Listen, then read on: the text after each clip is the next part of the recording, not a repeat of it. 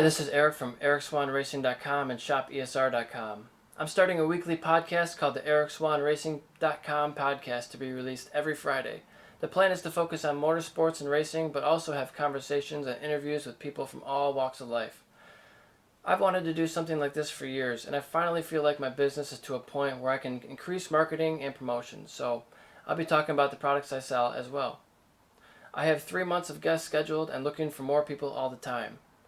Some guests to look forward to are a TV and movie star, regional and national motorcycle racing champions, professional motorcycle racers, racetrack riding coaches, a real estate mogul and helicopter pilot, custom motorcycle bike builder and painter, engineer, athletes, a 4-time triathlete, gun experts, and Instagram models. I love to have every guest in person, but in those cases where that's not possible, we will use video conferencing. I'm excited to get this started. Welcome to the ericswanracing.com podcast number 2 with my cousin and friend, Gary Douglas. We talk about motorcycles, electric bikes, helmets, simulator racing, alcohol, cooking, mountain bikes, pool tables, the pandemic, and more. How are you with profanity? Do you care? Do you not want to? We can swear, we can say whatever we want. Try not to be all over it. It's going to be evolving as we go. Okay. I've never really done this before. When was the last time you spoke on camera and made it public? My last YouTube video that I made was late 2016. Oh, you were vlogging for a while. Yeah, I did motovlogging for quite a bit. Yeah, so back to your question, sorry. The main audio that we're using, I just finally got an XLR cable for this, but it's not hooked up to anything. It's just going over to my little black cabinet there. Mm-hmm. I'm probably going to end up using the iPhone or the Canon as the main audio source. Really? The one that I showed you as a test before, that was from, I think, the Canon. That wasn't bad. It was not bad at all. And the acoustic environment here is not ideal. I don't have any of those foam pads. We live next to a main road. To your advantage, almost every flat surface in here that could bounce sound, you have random shaped stuff all over, which is going to help out with your acoustics. So that's cool. I mean, if you wait till it's perfect, you're never going to start. Exactly. So I'm like, all right, I just got to do this. I remember talking to you about this 3 years ago when you were here, and I was like, man, I got to start a podcast, and like, just try it out. And we never did. We never tried it. And now it's time. You know, I posted every single photo I have of me on a motorcycle. I'm out of content. I don't have any new pictures to post. So this is a way for me to help promote the business and talk to interesting people. Cool. And maybe get better at public speaking, even though it's in my basement. It's, you know, you could be eventually talking to a stadium full of people, numbers wise. That would be fantastic. It'd be great. I mean, I'm sure it'd be in obscurity for a while before it gets big enough. But nobody starts off overnight and hits the big time almost. It's increments. You just gotta start and get better as you go. Yep. So I got Gary Douglas here as my cousin. Hello, hello. Known him for my whole life. He's a master problem solver, puzzle solver. You do archery? Is it crossbow? Archery? Crossbow. I do some crossbow. And marksman. And you said an amateur marksman. Yeah, I do some IDPA, competition shooting, some rifle shooting, all different types. Yep. Yeah, and last time I think we got together just a couple months ago. We were going to go to the shooting range, and they happened to be closed or booked that day. We weren't able to go shooting. That would have been nice to finally get some shots off before this whole pandemic started. Yeah, I know. I've been reloading ammo now for the past 2 months, staring at like the 2,000 rounds I made, and I'm looking at it going, well, crap, I can't do anything with it. Yeah, I mean, you could maybe go up north and find a place to shoot, but... I know, I was like, Tony, hey! Yeah, right? Does he have a backdrop we could shoot at? I've actually shot at his property before. There's a small creek bed behind, just north of his property line, but it's county property, I think it is, and you can totally shoot into the side of the creek bed with no problem. That's awesome. Yeah. I can't wait to have some kind of land like that, man. With building this mountain bike course outside my house in my woods, it's like giving me the itch, man. I gotta build something. I'd love to build a racetrack, but even if it's just dirt and you got dirt bikes on it, that would be almost free training in your own backyard. Absolutely. Just need to find the space to do it, and some neighbors that aren't gonna yell at you for doing it. Sounds like it's just one little skirmish and you've been alright since. Yeah, for sure. Yeah. But I've been seeing these electric dirt bikes pop up, and people are saying, well, I don't really need to convert to the electric dirt bikes. It's not ready yet. But, I mean, the batteries will get better. Some of them might be 45 minutes at a charge. Not sure how long it takes to recharge that, but I could, if I had an electric dirt bike, I could ride in my backyard and nobody would even know. Oh yeah, it'd be super quiet. That'd be sweet. Yep. And it's like I said, free training in your own backyard. That'd be really cool. Absolutely. But I've seen Zero came out with one not too long ago, and there's a few other brands, but I can't get on the short range, man. I'm too worried about it. Like, yeah, I mean, you're not going to use it for travel. yeah, it's too short for travel right now. It's just maybe for backyard fun or maybe going to a motocross track. I don't know what their regulations are on that, if they allow those. I would suspect probably not, because that totally defeats the idea of a CC engine class or anything like that. Yeah. But maybe for track days or something. Maybe they make their own class just for electrics. That'd be cool. Yeah. I haven't seen Wera have any electric bikes out there yet. It'd be the day when that happens. I know. Because if you're doing an inline 4 and you're getting that kind of acceleration on a standard MotoGP bike, I was looking at an episode of Counting Cars yesterday actually, and they were showing a Tesla. And this damn Tesla it's a 2014 version, so it's an older, outdated tech at this point. It's doing a 1.9 second 0 to 60. Wow. Yeah, it's gonna. So you put that same kind of technology into like a MotoGP style bike, and you're just gonna have like Suicide on 2 wheels. Right. Well, they do have that class in Moto E now. Do they really? They just started, I think, last year. They had maybe it was a European series. They only did the European rounds. Mm-hmm. But they had a huge issue. The first couple of races that they were supposed to do, they didn't end up doing it because they had a battery charging issue, and the whole fleet of motorcycles burned up. Oh my. They lost everything. They lost the chargers, they lost the motorcycles, everything. Hello, insurance. And they said, oh, there was a charging issue, and we're still going to go through with it. I'm sure it wasn't cheap to get all that back online. But, no kidding. But man, that's it's here. And you can see, I noticed there was different type of crashes. You know, they don't have the same power band that you normally do. It's pretty steady power band all the way through, so it's not running the high RPMs. There's no RPMs to worry about. It's just don't over throttle. Sure, definitely different type of high side. It looked like different crashes. Yeah. Something else you got to worry about, but weight distribution is going to be different on the bike, so it's going to handle differently. Ugh, so many things. It's interesting, man. I love the progress in technology. Yep. I just love it. It's relearning the game, though. Yeah. And you were talking about helmets right before we came on. Yeah.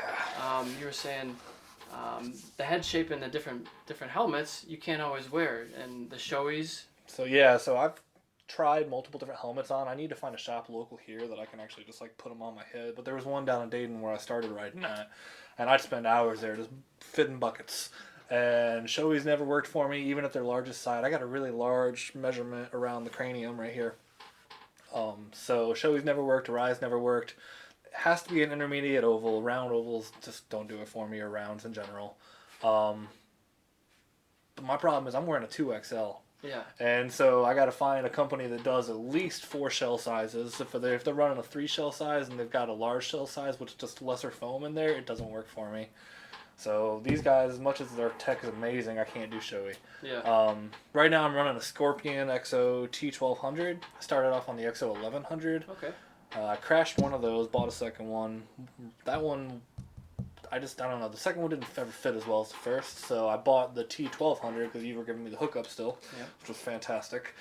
And I've ridden that for 3 seasons now, and the little clip strap is snapping on it, and starting to get a little bit looser. I was doing head checks when I was out riding yesterday, and I felt the helmet shifting during the head check, and I'm like, might be time for this to go bye-bye. Yeah, for sure.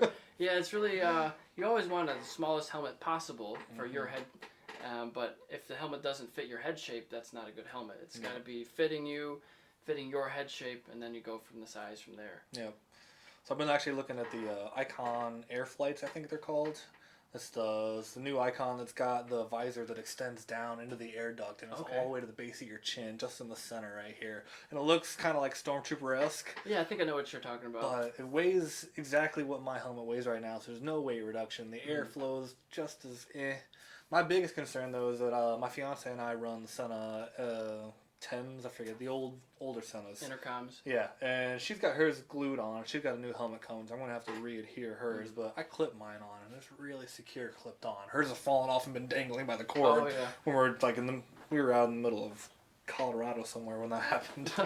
But, is that the one with the base plate that you can snap it on? yes. Okay. So it's got a mount plate that you either clamp on or glue on, and that has a microphone integrated into it, which will run through the padding and up to the front where your mouth is at. And then the audio speakers also come out of that base plate, and you weave through the helmet. And most helmets these days have the sockets now for Bluetooth speakers. So on mine, they're integrated in. She's wearing a half helm right now, so she's got them Velcro clipped in onto the straps around her ears. Yeah. And then the little Descena itself, the module, just clips in and clips out, so it's super easy to charge up that way. You don't have to put your whole bucket next to the power cable. Yeah, it's nice. Yeah. Good feature there. Very cool. For sure. But yeah, the helmet's getting ready to expire, but I started talking to her about it yesterday because we decided to go take advantage of the beautiful weather yesterday, and we hit this huge ride. So we went all the way up to Port Austin. We did State Route 25 all the way across the coast, going north on Lake Huron, rounded around through Port Austin, Fort Hope, all those areas. Skipped Bay City because we were running short on time, and we took the country roads back through Frankenmuth. Oh, wow, a couple 100-mile ride there. 340. That's a good ride. Yeah, it was 8 hours on the road with a few breaks. So it's good. It's good to get out there and feel the wind in your hair, so to speak. Fantastic. With a helmet on, of Yeah, course. right. That's good. Did she ever take the reins? No. So I've tried to convince her multiple times to get a motorcycle, but she guaranteed me that she would just straight up drive off the road because she'd get too distracted staring at something. So Watching the scenery. pretty much. Yeah. So I gave up on the concept of trying to get her on her own bike, and I just worked on making my bike as comfortable as I could for 2-up. And what kind of bike you riding now? You've had a Kawasaki in the past. Yep. So I'll give my lineage just because Sure. I like all my bikes. We'd like to hear it. Yeah, I started off riding on the Kawasaki Ninja 300, the 2013 model. The first year they were doing the 300 instead of the 250. Okay. And I loved that thing. It was great. I put it on for 8 months, but then I got that itch for more power, just like every new starter does. So I went and traded that in, and I bought a ZX6R. And the ZX6R was fantastic. Holy crap. What year was that? That was a 2013. That was a 13 as well. Model. Yeah. With the Kawasaki Green? Yeah, that was the first year that they dropped the 636 back in there. The year prior, they were running the 600 cc's. So it was the all-new body style, Kawasaki Green with the black and white striping. It was a gorgeous bike. And I started riding the crap out of that. I was having fun in the corners. I lost it the day after Thanksgiving in 2016. It was 30 degrees outside in the parking lot of my college. Yeah. And high-sided at about 25 miles an hour. Yeah, so I screwed up the fairings really bad on the whole left side of the bike, but still rode like a champ. But I started thinking about going longer distances, and I took that bike from Dayton, Ohio to Grand Rapids, Michigan, and I thought I was going to die. It literally felt like my hip bones had been separated about 2 inches further than they should, because that damn seat just feels like a wedge after so long. Yeah. And I even had like a nice gel seat that I had bought just for that. It just wasn't happening. Sure. So I kept that bike, but I went out and bought a used 2012 Harley Davidson Iron 883. It's a little Sportster. Our cousin Tony, always screaming Sportster, Sportster, Sportster, best bike ever. Yep. Tony's all of what, 5'6"? Yeah, he's a little shorter. Yeah. I got on this damn thing, and my knees are up here. Yeah. And I'm riding going, oh, yeah. It's fun. Definitely didn't have the power band that the Ninja does, but for cruising it was great. Yeah. I mean, there was a little while there when I was dating my ex where I was commuting 75 miles to work, and that Harley was fantastic. 50 miles to the gallon. Really easy and laid back to cruise on. But still getting good speed. You're going fast. You're Yeah, having fun. I can hit 100 on that, no problem. I got a decent throttle. It's going to smoke any car out there except for like the high-end racers and stuff. Sure. So I was having a good time with it. But then I met my fiance, and she was like, I am all about riding on the back of bikes. I just don't have my own bike. And I'm like, well, shit. I can't really make a Sportster easily 2-up. I mean, the suspension's not there for it. The frame's too small for it. It's just not the right bike for that. So I started looking at other bikes, and I wasn't seeing anything. And the very last bike I saw at the Harley dealership I was at, dude was like, check this out. We just got this in. It's a brand new model. It was 2016 Harley Davidson Lowrider S. And I'm not a chrome guy. I don't like most Harleys, honestly. I think they look stupid. I like the performance of crotch rockets a lot more. If I ever buy another bike, then it's not a dual sport. It's going to be a street naked because I want that crotch rocket speed without that ridiculous, painful stance. Yeah, a little more ergonomic to ride. Exactly. But dude pulled out the Lowrider S and got me on there, and I'm immediately flooring the crap out of it. I got a 110cc engine. It's already got upgraded air intake on there. So I was like, all right, I just need exhaust and a FP3 from Vance and Hines, and I got a full stage 1 done on this bike. So I bought it right then and there and dropped a couple thousand in it on the stage 1 and getting it set up for 2-up. But now I got a bike that I can do 130 on. Now, did it already have passenger pegs? No, I had to do a 2-up seat. I had to do the sissy bar. I had to do the passenger pegs. I did a luggage rack. I did a saddlebag bracket mounts because my lowrider is a Dyna, which is now a dead breed. And the Dynas have dual suspension on the back tire, right on the sides. Okay. So saddlebags will hit the suspension and then roll in and get caught in the tire and get eaten alive. So you have to buy these brackets that come off of the rear axle pinion points and basically give a wider support for the bags to lay against so that they're not rubbing the suspension. Okay.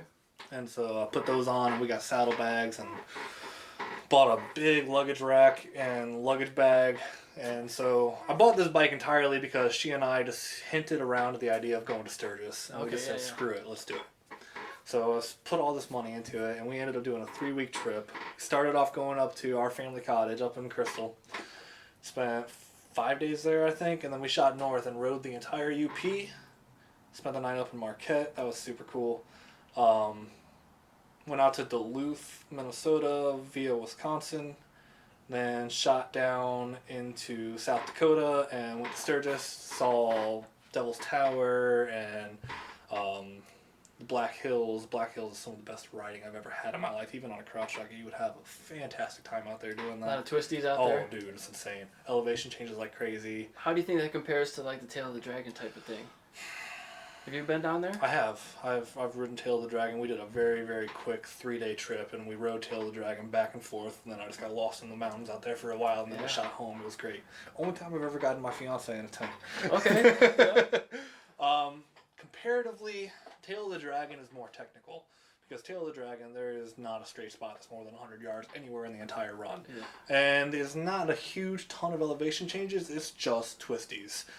They cut your speed limit off. It's either 30 or 35. Pretty I forget. Low there, It is low. But on a Harley, you can still drag pegs every single turn with no issue. I was having a blast. On a crotch rocket, I think you'd have to really fight for it because you need to be in the 50 or 60 mile an hour range to get to that level of lean angle. Well, not necessarily. I think I can't remember the exact speed. I don't know if it was 15 or 25 miles an hour.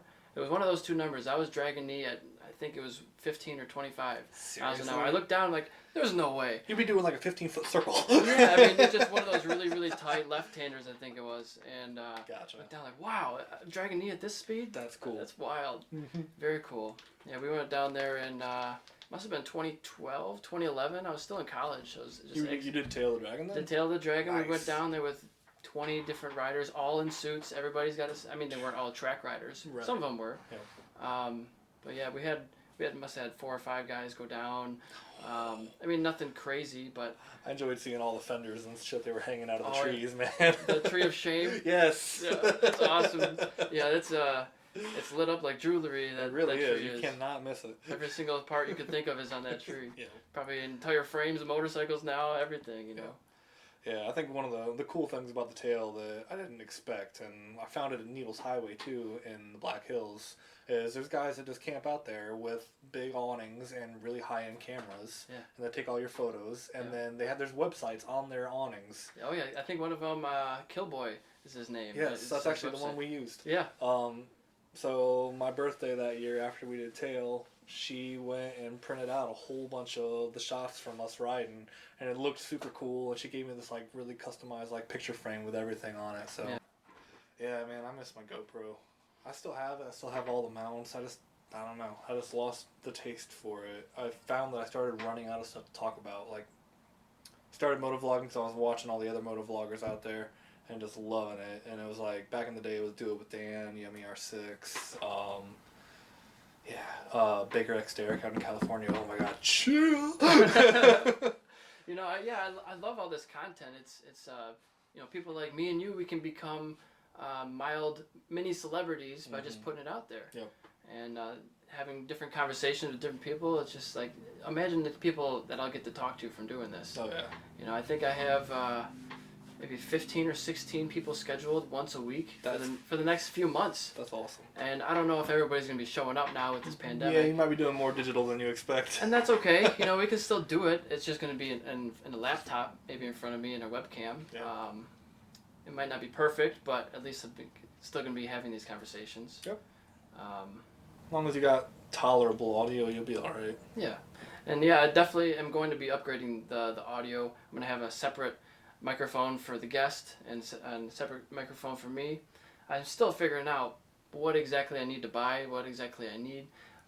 There's a lot of different options you can go with. There's so many. Yeah. And I used to have that MIDI recorder that I used for the music. And it had two different 1/4-inch mono plugins for like a guitar or... I got a digital 4-track still. Yeah? I do, if you're interested. Possibly. I mean, I'm looking at one right now. They're a couple $100, but it'll take 2 XLR ports. I think mine does take that. And then I think I'll need a headphone amplifier because in an ideal situation you'd have headphones on and actually monitor what you're saying so that you know the microphone is in the right vicinity of your face so you can pick it up properly. Exactly. And maybe it's got a buzzing noise. You got to fix the cable. Yep. So it'd be a better idea to have it be monitored. Yep. In real time, rather than do the whole thing and then realize it wasn't recording, and that would stink, right? Yeah. I want backups for my backups for my backups. I mean, if you stick with the ambient input like this instead of having the individualized mics, the one thing I would highly recommend is getting a Dead Cat or whatever. Dead Cat's a brand. Okay. But it's basically the big furry damn thing that sits on top of the mic. Like a pop filter. Yeah, exactly. That's exactly what it is. But Dead Cat is like the one that I used when I was moto vlogging. It's definitely the highest end for good audio quality. Sucks when you get that fur in your mouth, but oh yeah, I know what you mean now. Yeah. It works great. I did have a pop filter. I actually sold it on eBay. Okay. But they do help a lot. Yeah. It's pretty cool. You can put your hand in front of it and blow and it doesn't even touch it. That's the whole point. It diverts the airflow. Yep. Pretty cool. So you're not getting those hard P's and K's and T's and all that. Yep. So, yeah, I had this podcast journal. I didn't quite finish it, but I just gotta rip off the Band-Aid and start. It gives you all kinds of ideas of confirming your uniqueness and seeing if other people are doing what you're doing, and if they are, that's not necessarily a bad thing. That means that there's people who want to hear that, who want to put it out there. So absolutely. Yeah, that's one of the things that I struggled with moto vlogging was content. By having a journal like that, you give yourself the ability to go back and prompt yourself later on. I didn't do that often, so a lot of what I talked about was always just whatever the hell was going on in my mind at the time. And a lot of my moto vlogging around then, I had a friend of mine that was just going through this ridiculously horrible divorce, and he was single, and he was all about this movement that was getting big at the time called MGTOW, men going their own way. Okay. And I am not an advocate for MGTOW by any means, because it's really borderline heavily sexist. But I can understand it for like guys who are scorned and want some way to like reach out and stuff. So I made a few videos about it and talking about it and how I've stepped away from feminism but not gotten into the MGTOW arena, and those are like some of my heaviest trafficked videos out there. Just random crap you talk about, man. Yeah, they're kind of controversial. Yeah, that's not necessarily a bad thing. Exactly. I was working for a company and they were having me doing their marketing, and I said, let's just be conservative. I just don't want to offend anybody. He's like, I don't mind if you're controversial. That actually gets more views. You know, I mean, it depends what you're going after and what your goals are. But yeah, I mean, you try to say that Hitler was a great idea or something, it might be a different story. I mean, right, yeah. That's just a really racy line to bounce on, Sure. Like, what's okay to talk about and piss people off, but not totally shun the company, and what's just stepping too far. Yeah, and things that happen in the virtual world bleed over into real life in a very real way. Did you hear about there's an iRacing or NASCAR star? I did hear about this, who, but please, yeah. Who went a little too far, and he used the N-word in his racing. He got a little pissed off, and we were just playing some games upstairs, and it's easy to get pissed off at those. Oh, man, yeah. But the thing is, now I don't know this person. I don't know him at all, but I'm not even going to say his name. I might get it wrong, what his name was, but he, the thing is, you don't, it doesn't just roll off your tongue. Mm-hmm. It's not the first time you said it. Yep. You know that's part of his vocabulary. Oh, yeah. And his sponsors dropped him. He lost his Chevy sponsor, and Chevy even told him, if you form a new team, or we will not support any team that you're on. forever. We're done with you. Even if you get on a team that has Chevy, we're not supporting you. And that's a very, very harsh thing to do, but they're saying this is not acceptable. We won't tolerate this. That's a interesting boundary to talk about. But what was I saying? Oh, victim mentality. So this guy, we're not naming names. I don't even know his name to name him, so it's fine. But he got totally shut down by Chevy for life. And I don't know that I necessarily agree with that. It's the same kind of thing where you got men that are saying things to women, saying things to African Americans or other minorities, and they're getting straight up ostracized. Whereas 50 years ago, that was the norm. Yeah, and I'm not trying to advocate for doing those things by any means. I think that's totally wrong, and I think there should be punishment in place. But when these people have big contracts, big sponsorships, and stuff like that, yeah, they should probably lose them. But should that be a permanent, lifelong ban? No, because that's telling the world that people can never change, and people are averse to change a lot of times. It doesn't often happen, but to totally screw somebody out of their possibility for life because they said one word, sure, maybe they use that in their regular personal lexicon all the time, but publicly, one word. Yeah.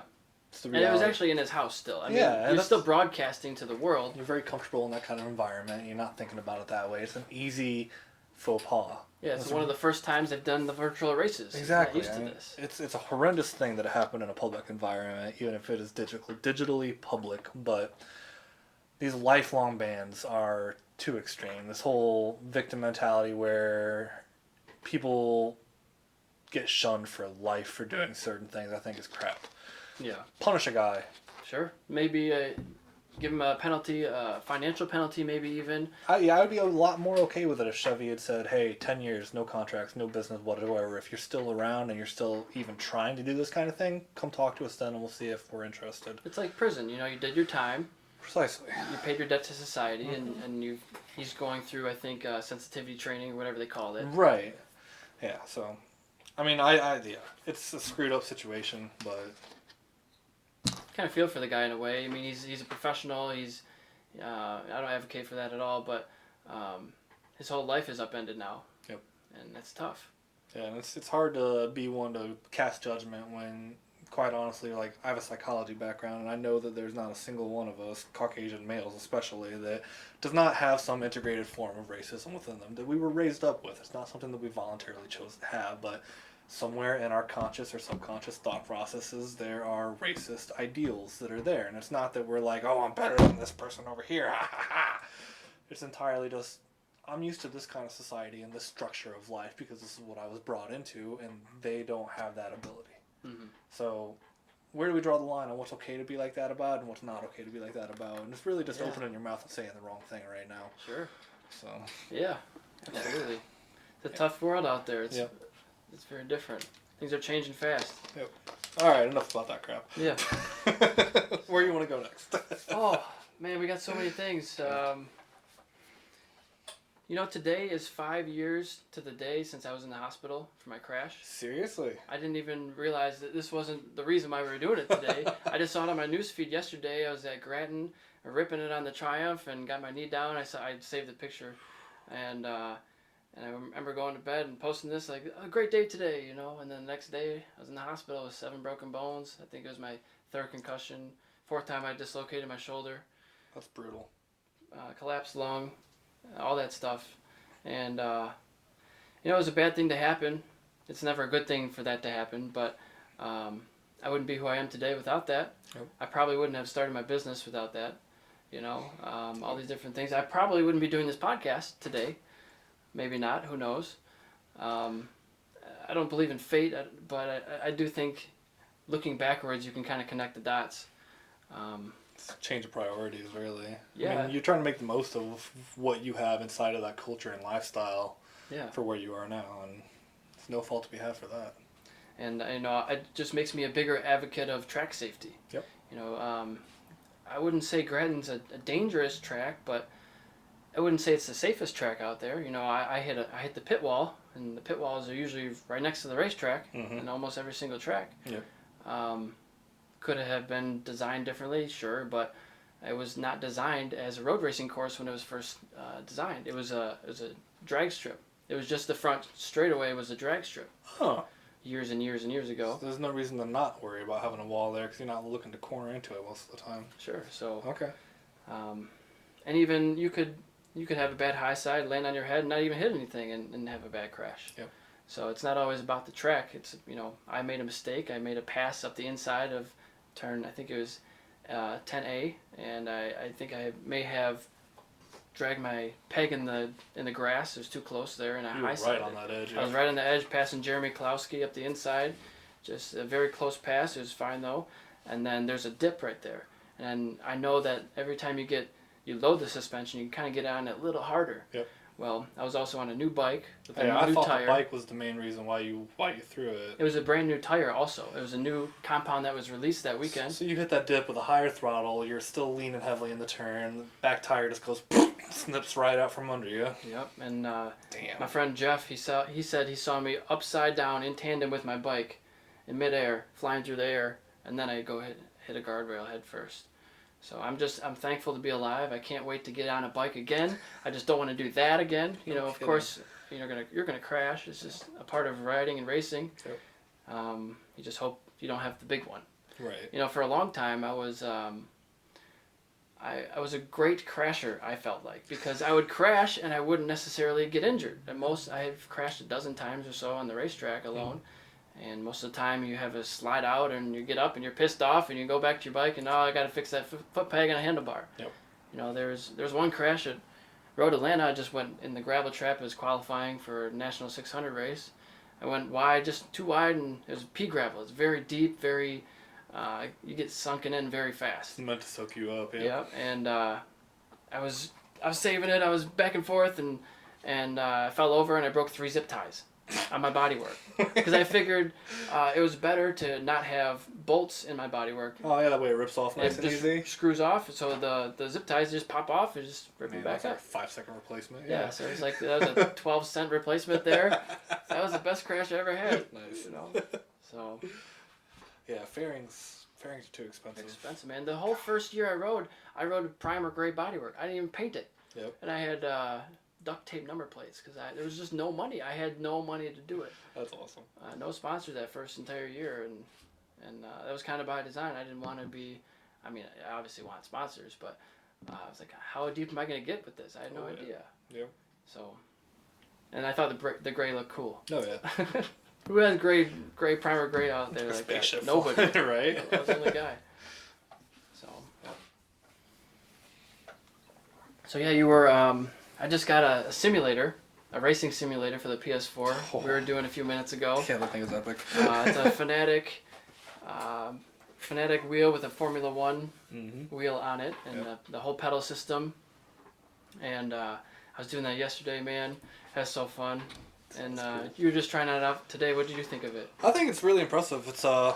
It's interesting having to relearn the car because I came over here maybe a couple months ago. Yeah, February. Yep, we were playing GT Sport, and first time I'd ever played it. And I was getting my ass handed to me by you and by everybody else in the game, and I was still enjoying it. So I went home and actually got my PlayStation Network account back up, started playing it, and I started really learning the tracks. So you give me a controller, and I can run most of these tracks now and do decently well. You're still kicking my butt, but you just got a lot more racing experience. Sure. But in general, I'm not driving off every corner now. I'm having clean races, doing well, winning stuff. I get in that simulator, and suddenly I'm eating every wall again. So Yeah. it's cool being able to relearn the vehicle. And one of the things that we were talking about up there was that I can feel specifically when the back tires are about to break out because I'm over throttling out of a corner. When before with a controller, it's just you don't know what's going on with it. But now you can actually tell with all that haptic feedback. It's really impressive. Yeah, that force feedback is like none other.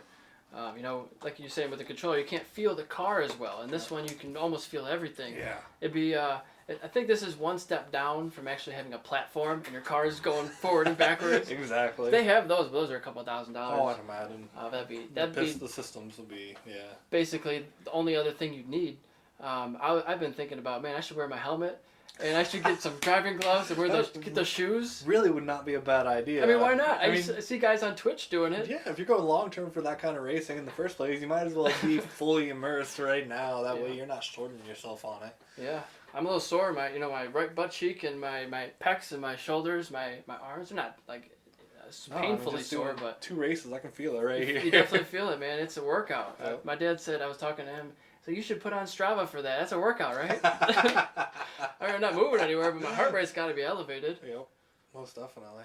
Good cardio right there. For sure. And I've been building a mountain bike course in my backyard. We took a little walk on it. Yep. What'd you think of that? I think that's going to be fun, man. That's definitely a great way to spend some time during quarantine and not lose your mind, get some good exercise. Yeah. And I think it's going to be fun to check out here shortly. You know, I've lived here for 5 years now, and there's a trail 1 mile away from my house. So there wasn't a huge need for me to build a mountain bike course in my backyard when there's one a mile away.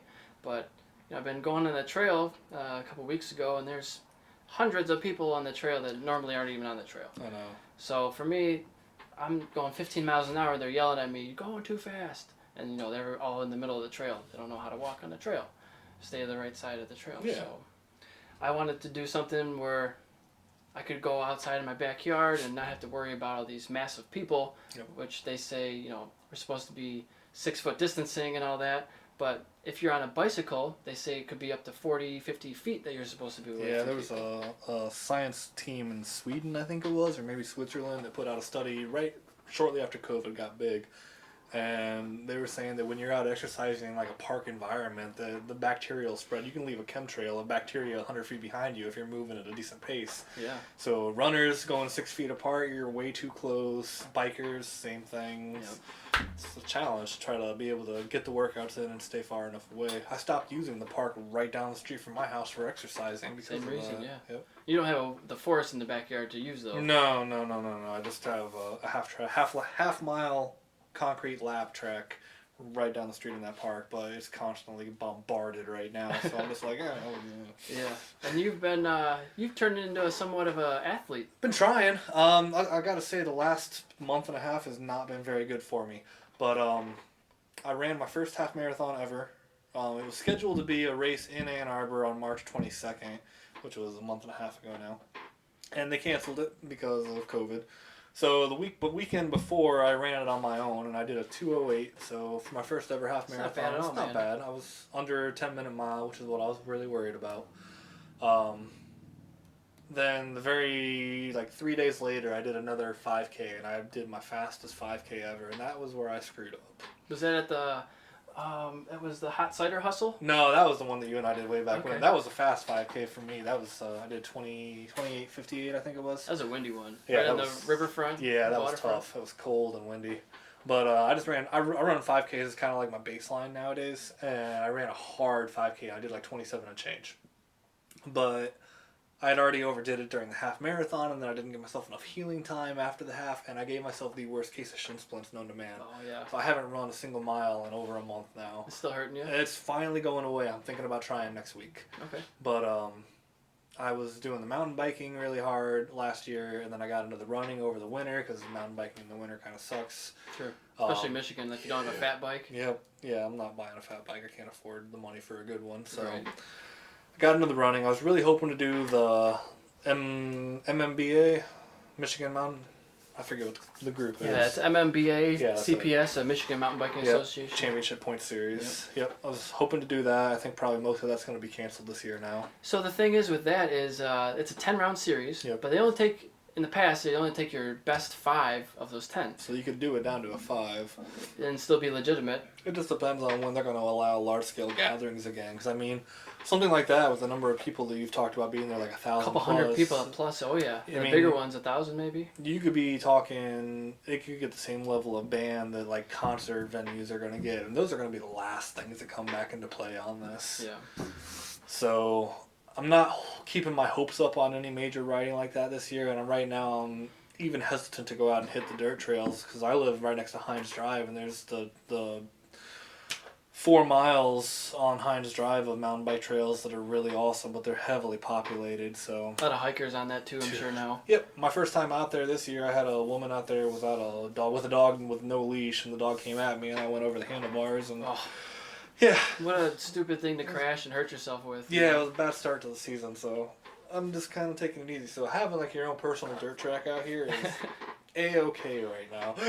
I've been thinking if I don't modify the course too much and I'm having all these people over for these guests, I could have some sort of like leaderboard, like time-based leaderboard. Like, hey, this person did this time, Yeah, we could totally use our watches to set up lap times Sure. and just go to town. I was thinking, man, I need like a data logger for my bicycle. How cool would that be? Just get your lap times every time you go by, or even just you need a transponder and a beacon, or it's kind of too small for the GPS to pick up every nuance of it. I think I'm not sure how. Have you really put it to the test much yet? I've just, I use my GPS every time I use it, but on the maps it looks kind of jumbled up. It's very close in the... Kind of like when your dad does a GPS of him mowing the lawn. Yeah. It's like, I hope your lawn doesn't look like that. Right? Oh, yeah. I've done that too in Roseville. I did that a couple of times. It didn't look very good on the map. Like a 3-year-old trying to draw. Yeah.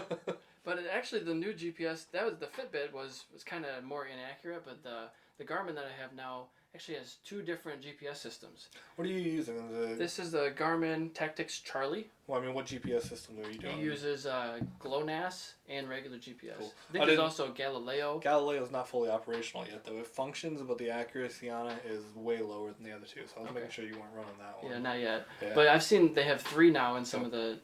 This GPS has got units. all 3, but it's And which one is that? This is the Phoenix 5X Sapphire. That's basically the same features. I think just slightly different model. Yeah, so yours and mine are about the same age from each other. The main differences on yours is more used in military environments. It has a lot more reliance on topographical information and compass information, whereas mine's just a lot more general run-of-the-mill athlete that wants to spend too much money on a watch. Sure, yeah. They're cool, though. Right. It's a badass thing to have. I love it a lot. Yeah. And actually, I just bought a new strap for this. I didn't realize how quickly you could undo the strap. Mine's getting torn up. It's just like it's fading fast. And so it's like a different type of material. It's not the same exact one. Fancy. Is that from Garmin? It's from Garmin. It gave me a little bump here from pinching with my glove. Yeah. I was pinching a little too much, but it is a little more sturdy. And I didn't realize, I've had this thing for like 2 years now, how quickly you could undo it, and it's a quick release. Oh, really? Yeah, if you just take it off, it just 4 seconds. You just push the thing down, no tools at all. Nice. Oh, you're right at the base right here? Yep, on the inside. I think mine is like that too. I think my favorite thing about the watch is not even a watch configure. It's this thing, I forget who makes it. It's this little plate. My fiance got it for me for Christmas, but it's got my name, city, state, and then her name, phone number, and relationship. My mom, phone number, and relationship. In case you get lost. Yeah, well, more like if I have a heart attack on Sure, the I know, BFE trail somewhere. You don't have dementia. Right. So. Knock myself out and can't remember who the hell I am. Yeah, I have a dog tag in there that I need, actually. It's been on my list to get a new one because this thing's from high school. Oh, yeah. And it has my parents' home phone number on it. What's that going to do? How's that going to help anything? They don't even have a landline anymore. Right. I still remember those numbers, but they don't do shit anymore. Sure. So at least it's got my blood type on it, which I think is important. I don't even know that. That's a problem. I think I'm A-. That's A-. Sounds kind of less common. I don't know. I don't know. O positive, O negative are the main ones. It's either B- or A-. Okay. I should know. I know I can probably find out quickly. I donate plasma, and they could probably tell me in a half second. To upgrade that for sure. Yeah. That's basically the main camera. I mean, I have the security camera that's going to be all black and white. I think it does some color, but it does infrared too. So we could do a night podcast. Infrared. That'd be cool. And I've seen, I have these clickers for different lights now, and you can see the infrared camera will pick up the remote noise. I'm like, that's kind of cool. I never seen that before. Nice. Pretty cool. So yeah, I have a couple security cameras now. I got one upstairs in the living room. Got one down here, usually facing the back door. It's probably not a bad idea around here. And they're so cheap. Yeah. It's like, I think that was $30. That's the same one that we had at the cottage. Mm-hmm. Same stuff. I don't think make that particular brand anymore. Gotcha. But it's just like a no-brainer. Mm-hmm. And I got one in the garage. I got to rehook up again. But it's just peace of mind. Yeah. And they're so cheap. It's like, why not have it? You just got to buy a $10 64 gig card, and it goes straight to internet. So if anybody even took the camera, I still have the footage. Yeah, that's fantastic. It's a good thing to have. Yep. And actually, I had one guy steal from me, an employee. I don't know if I mentioned this. Mm-mm. He was supposed to be shipping orders. Mm-hmm. He'd leave here and go to the post office, and I realized that the tracking numbers weren't getting any update scans. He was just taking them home with him and not dropping them off at the post office. Oh. So I guess it was my fault for not catching it sooner, but I had one customer say, "Hey, can you look at this tracking? It hasn't moved." Looked at another one, it hasn't moved, and it was from Amazon, from eBay, from Etsy, and it was USPS, UPS, and FedEx. It's like that doesn't happen. No. There's no anomaly that 3 different carriers and 3 different marketplaces aren't having updates in their scans. That's brutal. So I filed a police report. You know, he's got a warrant out for his arrest. Are you serious? Oh my gosh. I'm not fooling around. I mean, No, dude, that's the right thing to do. That's just insane that happened. You know, and I have all of his information. I'm hiring an employee, W-2 employee. I have his social security card, his ID, his whereabouts. Like, dude, what do you think? I'm not going to do anything? I know. That reminds me of, I was working at Subway when I was like 16. And we had a new associate that got brought in. And he was fine. But then one day, cops get called in by my boss because somebody stole like $400. And in Ohio, felony theft is $350. Oh, wow. Turns out that while I was on shift, dude walked in, I saw him, said hi. He went into the back room to say he was going to use the phone. He went and robbed the back cash register and then walked right out. So it's like 17-year-old kids going for a felony. On camera. Yep. In your own workplace. Yeah, $400. It's like, how stupid can you be? Really? And the things, I'm selling a lot of physical items that are low dollar right now that I'm starting with. Mm-hmm. And it's like nothing that you can hawk on the black market. I mean, it's like a t-shirt, a tire, like random magazines. Like, what are you going to do with this? Is this worth it?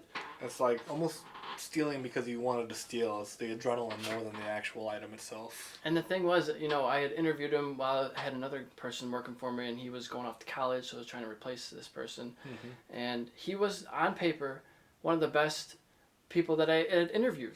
I was like, he was a great computer guy. He had done shipping before. Mm-hmm. It's like, we didn't see it. It's like, you don't see the things that you're not looking for, I guess. Yeah. It's so easy to doctor up a resume, too. And, like, references will only give you so much legally. So it's always a gamble when you bring an employee in. And after that, I got those security cameras. Man. Yep. It's not a bad idea. Not a bad idea at all. So we're in May 3rd right now, mm-hmm. 2020. When do you think things are going to go back to normal? And what does normal look like? Normal is going to be a long time coming because, yeah, you got these idiots storming Capitol buildings with guns and protesting, just whatever, idiots. In Lansing, yeah. Yeah, I mean, if you think that your business is more important than people's lives, then go fuck yourself. Sorry. Didn't mean to drop that. No, you can say whatever. That pisses me off. Yeah. Anyhow, if you're looking at historical data, the biggest thing that we can compare this to is obviously the Spanish flu. 1918. Yep. And that was a 2-year, 3-cycle flu. It went through its first phase, which was fatal within about 72 hours. So worse than COVID. If you got it, there was a good chance you just weren't coming out of it for mortality rate. But it didn't spread quite as prolifically as COVID has. But after phase 1 receded, phase 2 came in really mild. And what we noticed back then was transmission started occurring between animals and humans. And that's what we're running into right now. We've just encountered the first cases of family dogs and cats getting it. We've already seen multiple instances in zoos of like lions getting it.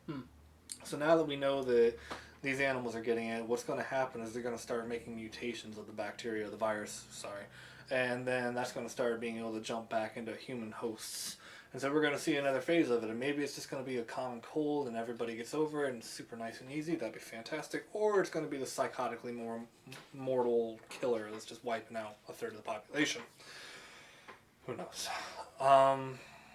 We do have a lot better technology for vaccines now, which gives me a lot of hope. Sure. But even if all the bans on going out and being in public dropped tomorrow, businesses aren't going to open up full speed because they're going to... Restaurants, comedy clubs. And quite honestly, if you go 100% right now, you're going to become ostracized by the general public. You will be a pariah. Like what's happening in Georgia? Yeah. All these idiots going to the beaches and stuff like that, and then Florida shutting down their beaches again because of it, and businesses like the churches getting shut down by the landlords. That's hilarious to me. But anybody that's opening up too soon and getting rid of face mask restrictions or maximum occupancy restrictions overnight is going to feel the heat. So people are going to be really hesitant to get back into full swing. And so if the vaccine came out and everything was good, I'm still thinking end of the summer at best before we really have a chance to get back to normal functioning. Sometime July, August Right. time frame. If we don't get the vaccine going, though, and we do start to see these mutations coming around that we're expecting,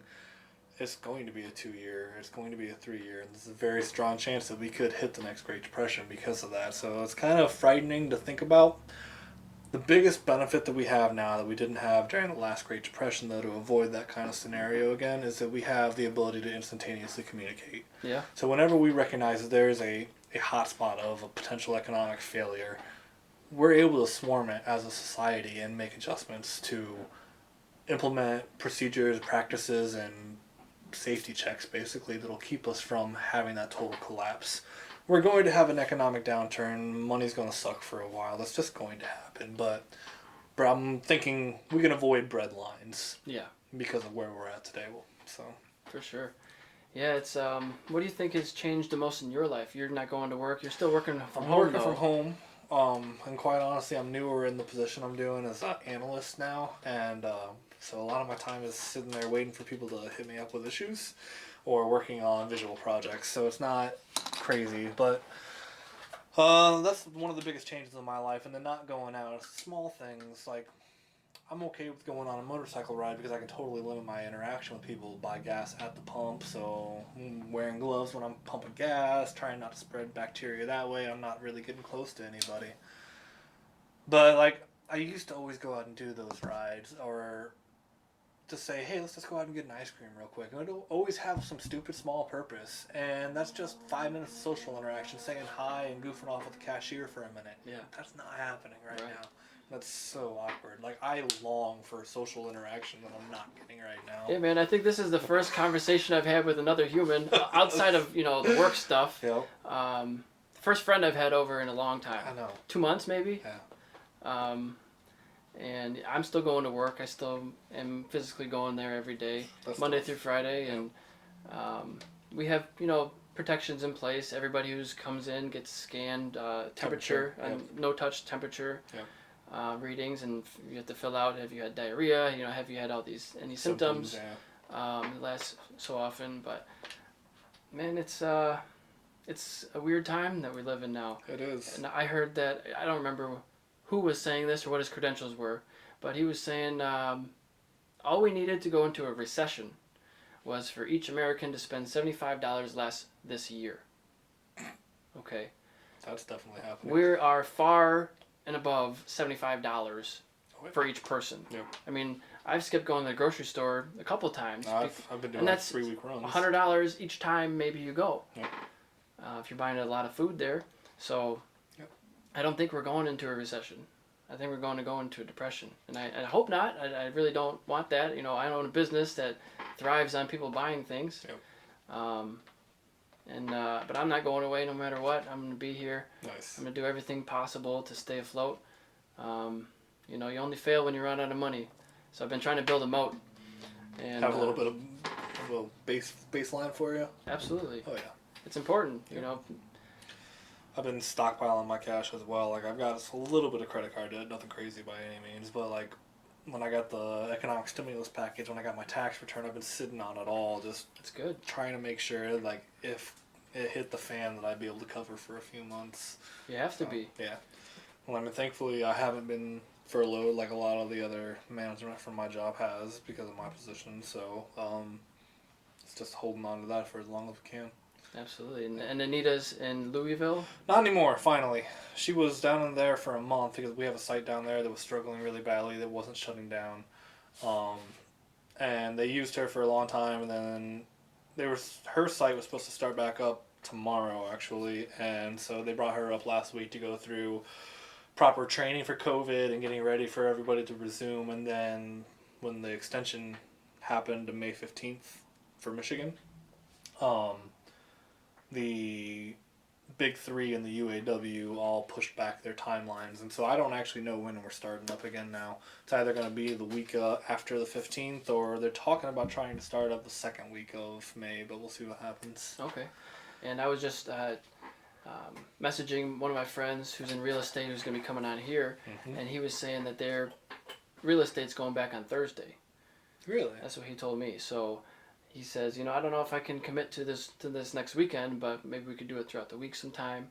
because he's probably going to be swamped after a couple of weeks off of no showings, and he's going to be having a lot of work, which is great. Mm-hmm.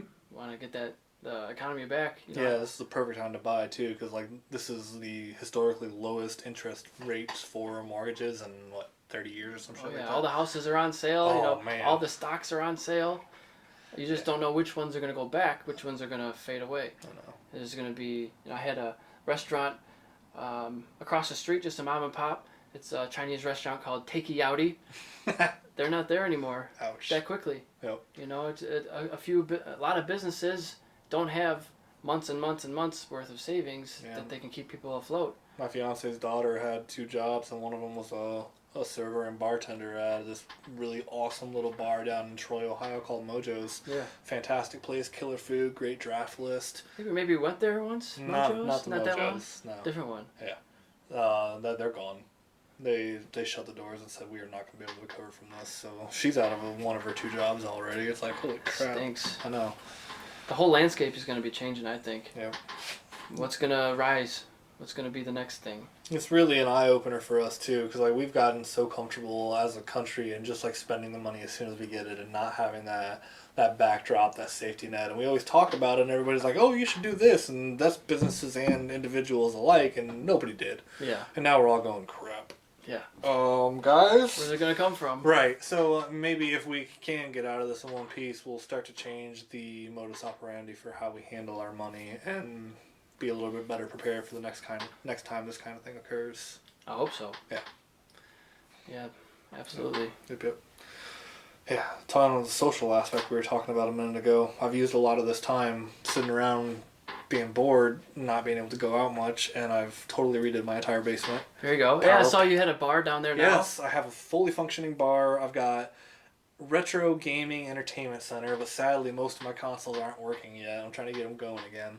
Pool table's all set up. Got new pockets and stuff on there? New pockets. Everything's super clean, ready to go. Got my dartboard mounted and got the tape line set up and everything. So how do you redo a pool table?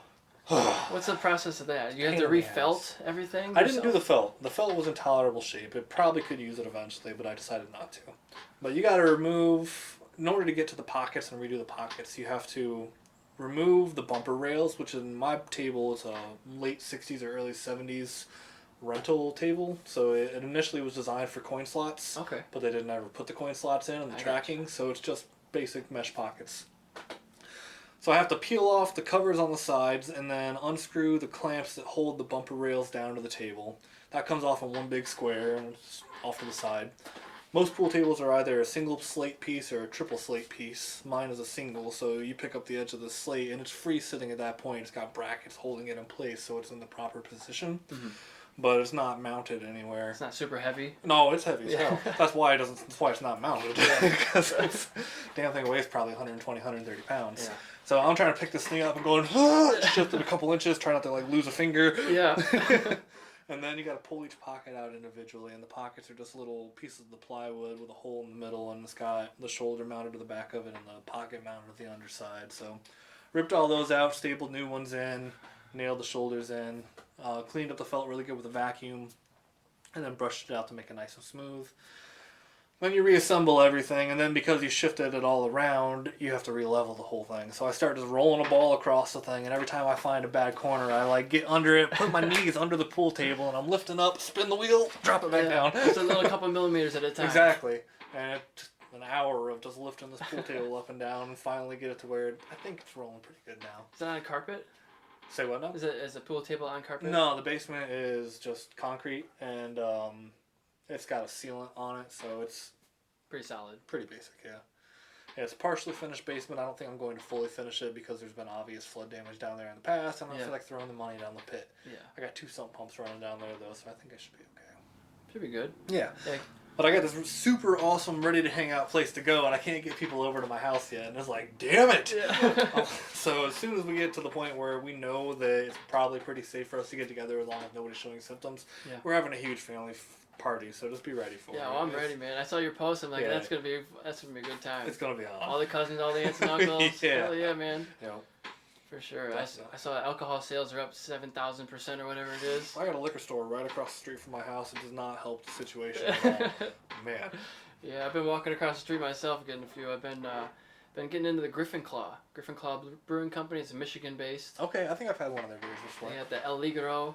Yep. It's a Mexican lager with a lime. Okay. I think it is. They've got a few of them. There's a Raggedy Ass IPA, and that was one of Tony's favorites. Oh, nice. And so I tried it out, and they had two different kinds. There was Norm's, and another one maybe Donna's or something like that. Mm-hmm. And I think the Donna's or whatever one started with a D. I didn't read it before I started drinking it. Mm-hmm. It's basically wine. It's 9.5% alcohol. And I'm on the second one. I'm like, oh no, I got work tomorrow. It's like, I'm going to be on the floor here in a minute. So I put that back in the fridge, and took a shower and went to bed. But That's oh awesome. man, that kicks you in the butt. Nice. I've been way more into the liquor recently, and just because I have it available, honestly, I got this. I inherited so much liquor when I moved into this house. It's ridiculous. Yeah. So I was drinking like really ghetto vodka martinis for a long time. Just like literally take a wine glass, put a big chunk of ice in there, fill it full of vodka, a little splash of vermouth, and then you just pound it. And one of those, and you're like, Yeah. But my fiance's daughters started giving me so much hell for drinking vodka martinis. It's like, you gotta do a gin martini. And so I've been playing with that lately, and I'm like 3 bottles of gin down now. Oh, Going, yeah. oh, that's so awesome. I can't say I've had a gin martini. It's really good, actually. I gotta expand my liquor taste. Yeah. It's I'm trying to learn right now too, because I'm like, okay, now I have a bar, and then I'm thinking about putting like a bar sink in there. I'm like, I need to learn how to make legitimate mixed drinks. Yeah. And not just straight liquor shots. Yeah, you ask Tony of all his knowledge about the bar industry. Yep. My next door neighbor is also a bartender, so it's like I got people to tap into left and right. It's like, oh, okay. For sure, and you switch from the beer to the liquor, you save a lot of calories. You'd think, but I mean, a lot of shots are 200-300 calories a shot, The man. sweet shots, yeah. No, I mean, there's like even vodkas. Really? That's why they have like a skinny vodka out there, man. It's like it's not as calorie low as you'd expect it to be. That's what everybody always touts it as. You know, it's better, maybe. I don't know. Maybe less filling. sugar if you're not putting pop in it. Potentially, that could be it. But yeah, there's a lot of times when it's still pretty laden in calories, so it's disappointing. But I'm drinking it to get drunk, not to worry about my diet. Sure, for a good time, you know. Yep. You know, they say if you're sober and all that, there's maybe a good side to that, but just the relaxation benefits of having a drink or a few maybe is better for you in that relaxation aspect of it than not having it. There's so many back and forths on that. Who knows, right? Oh man. Yeah, and then there was the argument for a while that having a glass of wine is so much better for you than not drinking anything, and then it turned out to be this just because, hey, wine's made from grapes, and grapes are good for you, so eat some damn grapes, don't drink the wine. It's like, well, shit, now what? Make up your mind. Right. You know? I went all of 2019 without having a drop of alcohol. That's impressive. I felt like I was drinking a little too much at the end of 2018, and 2020, I was not going to be full-time forever. That was not the goal. Just to prove to myself that I could do it. Absolutely. And I could do it, and I have great discipline. It's not really an issue. Yep. But definitely kind of rebounded in 2020. Like, I can drink again, you know? and nobody said I couldn't drink. It was just me saying, I want to do this. Yeah. And it's just moderation in moderation, right? Yeah, that's the real challenge for me. It's like, now that I have 40 plus bottles downstairs, it's really tough not to go, let's make a drink. And then you finish it and go like, whoa, why can't I have another? I'm at home. It's not like I'm hurting anybody. You don't have to go into work tomorrow. Yeah, but I mean, even when I am going into work the next day and I'm working from home the next day, it's still, I'm drinking to the point where when I stand up, I'm staggering. And I'm like, this might be a bit of an issue. Yeah. I should probably chill it just a little bit. It's, I don't know, it's finding a line when there's nobody there to create a boundary for you is the challenge. And especially when I was home alone for an entire month. Yeah. She's down there in Louisville doing her thing, and I'm like, well, hell, bored, chug, bored, chug. It's like, I'm bored, so I'm going to eat, or bored, so I'm going to drink, or whatever. Precisely. I notice myself at work sometimes. I'm bored, so I'm looking for stuff in my drawer to eat. I'm like, I'm not actually hungry. I'm just bored, you know, and that's a common thing to do. Yeah, I actually started chewing gum entirely just to try to avoid that eating habit, and I don't even like chewing gum. It's like, I learned a long time ago that a lot of times we feel hungry, it's actually thirst.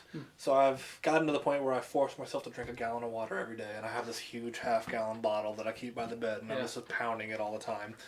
And then I also chew gum as much as I can, and it's still not helping, man. It's like, being at home 24/7, I put on about 20 pounds again. Oh, yeah. It's not good. You're a really fast eater. Yeah. You know, and when I know I don't want to eat a lot, I try to eat even slower because, or even if I'm trying to stuff it all in, I'll know I'll eat faster because like if I wait too long, I won't be able to finish it because your stomach's got those signals telling your brain, okay, stop. You know, at a certain point. Yeah, I don't get there too soon enough.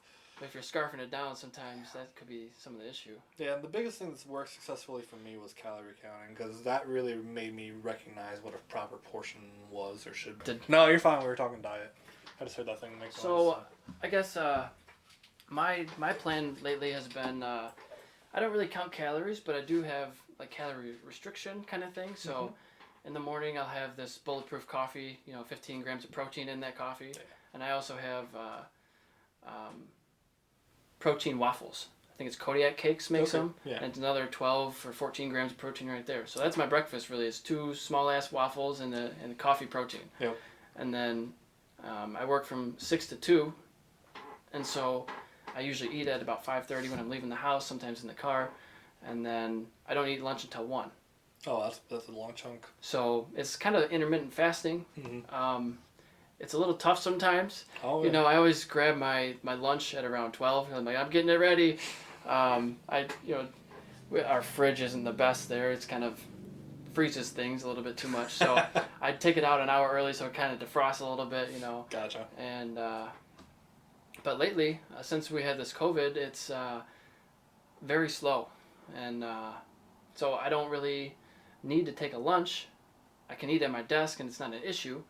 So I'm able to just do a straight 8 hours and go home rather than 8.5. And so I've been eating kind of even less at lunchtime. Been eating those veggie straws as a chip substitute, and maybe some nuts or pistachios kind of thing, and maybe a granola bar or a protein bar. Yeah, and that's my lunch. And I have maybe a bai for a little bit more caffeine in it.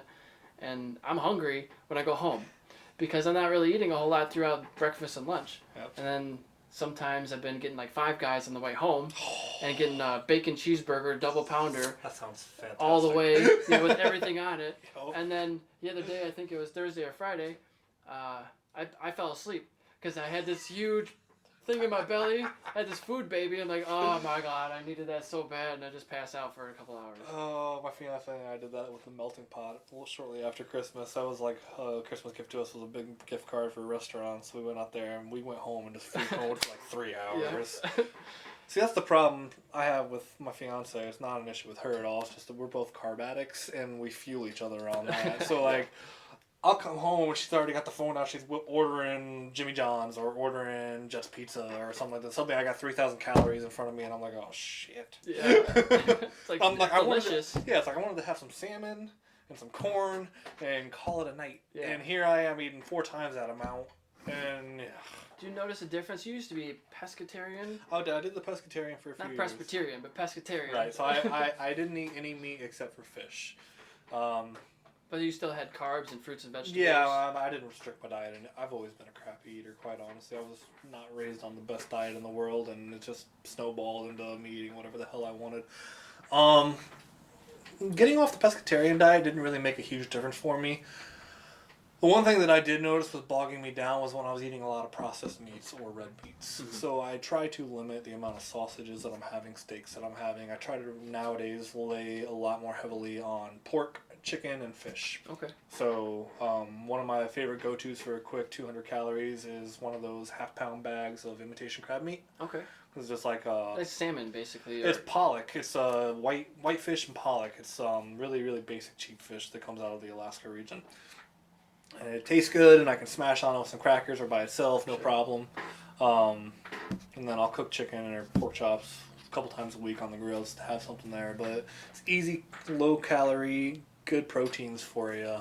So it works out well enough. I've been attempting to cook some steaks lately. Nice. Since we can't really go to the restaurants and buying a ribeye from Outback, $16. You can go to. You can buy them from the Outback, really? Well, I'm just saying you can.